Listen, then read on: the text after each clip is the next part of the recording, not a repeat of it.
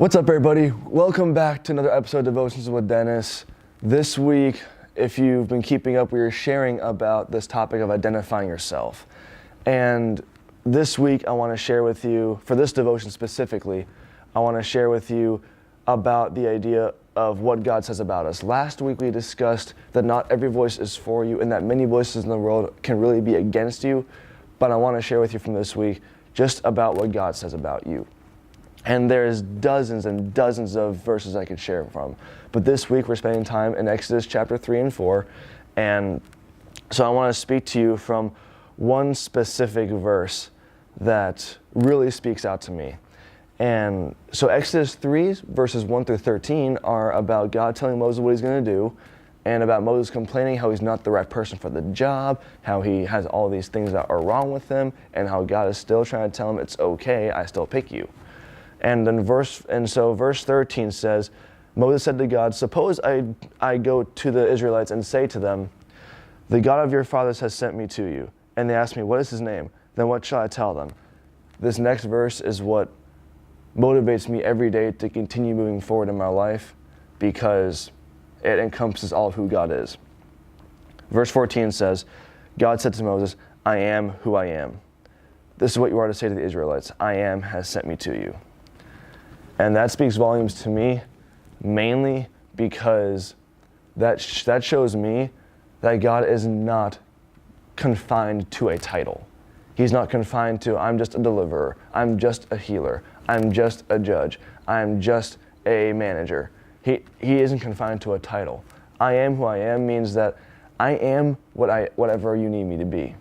If you need me to be a healer, I'm your healer. If you need me to be your deliverer, I'm your deliverer. If you need me to be your guide in life, I'm your guide. I am whatever you need me to be in that moment. I love you. I care for you. I have a plan for you. I want to see you succeed, and I want to do life with you. I am whatever you need. And that's the most comforting thing that I wouldn't say ever read in the Bible, but I will say it's one of the most comforting verses I reread over and over again, because it always reminds me that there's never a point in life where God cannot be there for me. There's never a point in life where the situation takes over and God can no longer fill that space. Because I know there's plenty of us in life who need to be healed, who need to be reminded who they are, who need to be reaffirmed, who need just to be loved. Forget everything else. You just need to be loved. And God is trying to say to you watching right now, I love you. Forget about anything else right now. I love you. I died for you. I have a plan for you. I left my throne of heaven just at the chance to be in a relationship with you. I love you more than your parents ever will. I love you more than your grandmother ever will. I love you more than your best friend ever will. And whenever they end up leaving you, I never will. I will always be there for you. It might not always be easy, and the times might not always be the most fun, but I'm always going to be with you. Psalm 23 talks about it. As I walk through the valley of the shadow of death, I will fear no evil, for you are with me. Thy rod and thy staff, they comfort me. That shows that God is who he is. He cannot put a title on himself because he just is. So whatever you're going through right now, whether it's you just lost your job, whether it's you didn't make the sports team you wanted, whether you didn't get the grade on the test that you wanted to have, whatever you're dealing with in life right now, whether it's on a huge scale or it's just something small that you personally is affecting you, God is with you right now. Even when it feels like no one else is there with you, he has never left you, and all he wants to do is just be acknowledged and wants to walk with you through life. All he is waiting on is for you to acknowledge him and ask for his help, because he wants to help, but he's waiting on you to recognize it.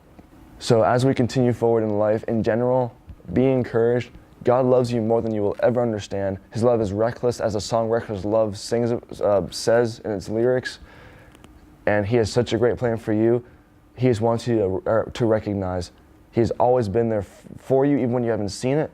And he's always been with you, and he will never leave your side. God loves you. I love you. I hope this was able to encourage you. This next devotion, we will be sharing about how to challenge each other to step out into that love and live out that love as best we can and live in the freedom that we've been called to live. I love you guys. God bless you. I'll see you next time.